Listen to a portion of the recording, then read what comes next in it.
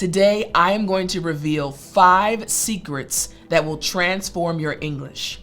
5 secrets that native English speakers have known for a long time, and now you, my friend, will know them as well. Are you ready?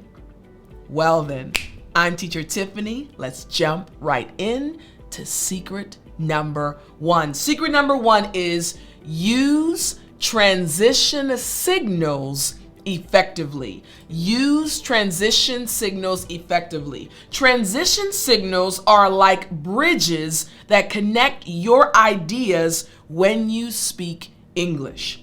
Instead of only using simple words like and or but, it's time for you to start using more advanced phrases. Let me break this down for you.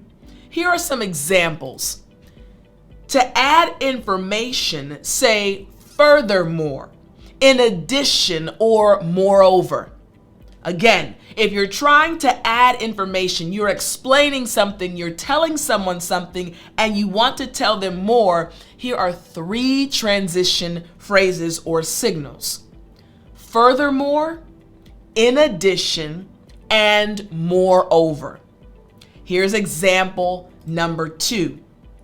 In order to show contrast, right? Contrasting thoughts, ideas, or things, you can say on the other hand, or however, or nevertheless. I am giving you the transition signals that we as native English speakers use on a regular basis to sound more confident, to speak English fluently. Again, if you want to show contrast, you can say on the other hand, you can say however, and you can say nevertheless. Here's another set of examples.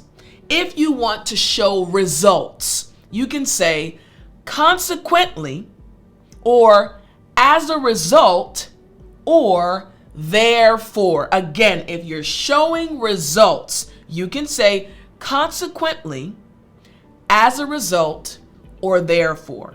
So why is it so important for you to understand secret number 1? Using transition signals effectively. Here's the first reason why this is so important. It makes your speech flow more naturally. Just like a flowing river, your words will connect smoothly from one idea to the next. Remember, this is a secret that will transform your English. My friend, you're intelligent, you are smart, and you have a lot to say. Now I'm giving you the tools you need to make sure your thoughts and ideas come out smoothly. Reason number 2, it helps you organize your thoughts logically. Like organizing items in different boxes, transition signals like however, therefore, these signals help you sort and connect your ideas clearly. Listen to me. This is just secret number 1. But if you master this secret, you will sound so much more confident when you speak English. Reason number 3. It helps listeners follow your ideas more easily. Clear transitions act like road signs guiding your audience, the individuals listening to you, through your message. When you're driving on the road, you see a stop sign, you see the lights. These are all signals to let you know what you can do as you're on your journey. And you need these signals. The same is true for English. As I'm listening to you, as someone listens to you, they need to know the journey you're taking them on. Using transition signals will help you take them on the smoothest journey ever. Secret number 1. Use transition signals effectively. Now it's time to go to secret number 2. Secret number 2 is employ the rule of 3. Again, employ the rule of 3. I say this all the time to my students. in the Speak English with Tiffani Academy. Employ the rule of three. What does this mean? The rule of three is a powerful speaking technique where you group things in sets of three. You've probably noticed that in most of my lessons, I group things in threes. 3 examples, 3 sentences. It's something that great speakers, I would love to be a great speaker, great speakers have used throughout history. There's something about the number 3. When you speak in threes, when you follow this rule of 3, the person listening to you will become more engaged. So let me explain this even more. Let's check out some examples. Here's the first one. The restaurant was cozy, affordable, and delicious. Again, there's a rhythm to it. The restaurant was cozy, affordable, and delicious. I could just say the restaurant was cozy. Grammar's good. Sentence is correct. But something happens when I add 2 other details. It was cozy, it was comfortable, affordable, and delicious. Now I said 4, but I meant to say affordable. So again, the restaurant was cozy, affordable, and delicious. The rule of threes. Check out this second example. I love summer because it's warm, bright, and energizing. I love summer because it's warm, bright, and energizing. The rule of 3, my friend, this is secret number 2. I'm giving you these secrets to help you on your English journey. Example number 3. To improve your English, you need to practice, persist, and stay patient. That felt good, didn't it? That sounded good to your ear. There's something about the rule of 3 when it comes to the way our brains operate. When it comes to the way we hear things, the rule of 3, it's like music to our ears. Again, to improve your English, you need to practice, persist, and stay patient. So what are the exact reasons? You're probably saying, Tiffani, why is this? Reason number 1. When you employ the rule of 3, it will create memorable patterns in your speech. Our brains naturally remember things better in groups of 3. Remember, these secrets are going to transform your English. Reason number 2, it adds a natural rhythm to your communication. Like a good song, groups of 3 create a pleasing pattern. There's something about the rule of 3. And reason number 3, again, you notice I always use 3. It helps emphasize key points effectively. 3 related ideas support each other and make your message stronger. It's like having a sandwich, the bread on top, the meat in the middle, and the bread on the bottom. It helps make your message stronger when you have 3 points as opposed to just 1. You have 1, 2, 3. Oh, you've thought about this. Okay, what you're saying I can probably agree with because you've taken the time to organize your thoughts and present enough information. Number 2, secret number 2 is employ the rule of 3. Now we go to secret number 3. Use purposeful repetition. Again, use purposeful repetition. Notice that I repeat myself when I want to emphasize something. Here's the explanation. Purposeful repetition means repeating important words or ideas in different ways to make them stick in people's minds. Rephrasing things, emphasizing them by using different words. Why? When you do this, the information will stick in the mind of the person listening to you. They'll become more engaged. They'll want to listen to you more. This is going to help you as an English learner because you'll feel more confident. Wow, Sally, actually, she wants to listen to me. Mike is actually really engaged when I speak. Secret number 3, use purposeful repetition. Let me give you some examples. Here's example number 1. Learning English takes time. Time to practice. Listen closely. Learning English takes time. Time to make mistakes. Learning English takes time. Time to improve. Something happened in your brain as I repeated it each time. Learning English takes time. Time to practice. Learning English takes time. Time to make mistakes. Learning English takes time. Time to improve. Your brain finds this pattern and it feels good.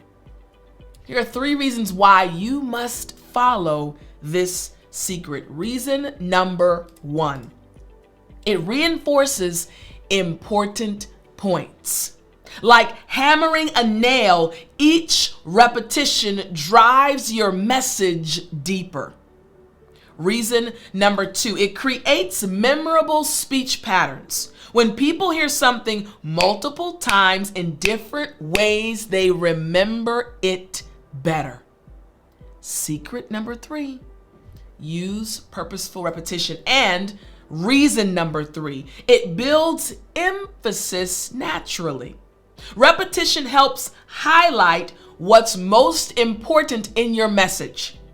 What you're saying is important, and you need the person listening to you to realize that what you're saying is important. Use repetition. Secret number 3. Now we have secret number 4. Start with what is known. Start with what is known. I actually love this one. Let me explain. Start with what is known. This technique means starting with familiar information before introducing new ideas. Think of it like climbing stairs. You start on familiar ground before stepping up to something new. This is the same thing you want to do when you're speaking English. Start with something familiar. I like when I'm teaching a class to start with something my students already know. How was your day? Tell me what happened. Give me something that you're already familiar with. It provides confidence, right? For example, check out this one. Again, understanding that the important thing is to start with what is known. Example, I love coffee. This is not about me. I don't drink coffee, actually. I love coffee. This delicious drink helps me start my day. The caffeine in coffee also improves my focus. Notice how we kind of built upon the previous statement. I love coffee. Many people can relate to loving coffee. Then the next sentence, the delicious drink helps me start my day. People, okay, I like coffee. Oh, it helps you start your day. And then what happens? The caffeine in coffee, you're getting more detailed. Check out this example. I enjoy watching movies. Many people can relate to that statement. These entertaining stories transport us to different worlds. We're going deeper. We start with familiarity. We start with something that everyone can understand and follow, and then we go deeper. Example number 3, I started learning to cook. This creative activity helps me relax after work. Anyone else like to cook? Something familiar. Then I go deeper. It helps me relax after work. Now, why is this secret so important? Starting with what is known. Reason number 1, it makes complex ideas easier to follow. Like building blocks, each new idea builds on what listeners already know. Oh, I like coffee. You like coffee. It helps you start your day. The caffeine is what helps. Building blocks. Reason number 2, it creates logical progression. I love logic. It creates logical progression. It helps listeners move smoothly from familiar concepts to new information. Maybe you didn't know that there was a lot of caffeine in coffee. I started off with, I like coffee. I drink it in the morning. Again, helping them with this logical progression. Think about the way you're speaking. These secrets are going to change your fluency. And reason number 3, it helps listeners stay engaged. When people understand the foundation, they're more interested in learning new details. I'm following you. I understand you started off with something I was familiar with, so I can follow along. Secret number 4, start with what is known. Secret number 5. End with impact. You gotta end with some impact, end with some power. Listen very closely. Secret number 5, you cannot miss this. This principle suggests putting your most important information at the end of your sentences or statements. It's like saving the best for last. This is what you're doing as you're speaking English. Let me explain by giving examples. Here's the first example. The exciting news is that I got promoted today.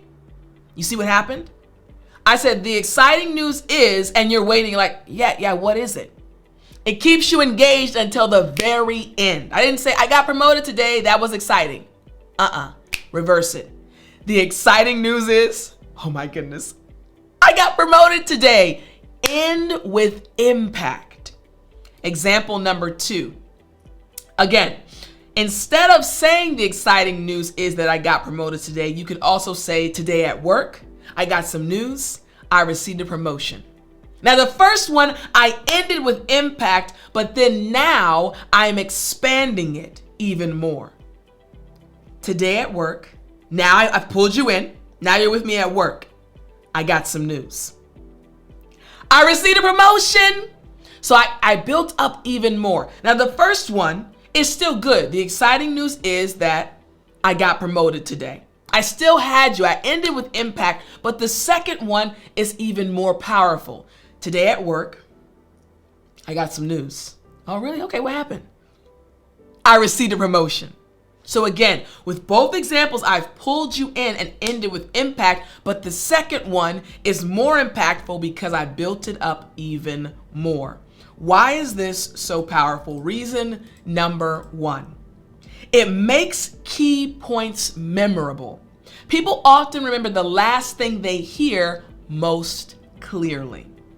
Reason number 2, it creates this natural emphasis. Ending with important information gives it more power and more impact. And finally, reason number 3, it helps structure your thoughts effectively. Knowing where to place information, specifically important information, makes your speech more organized. Think about what's happening in your mind right now.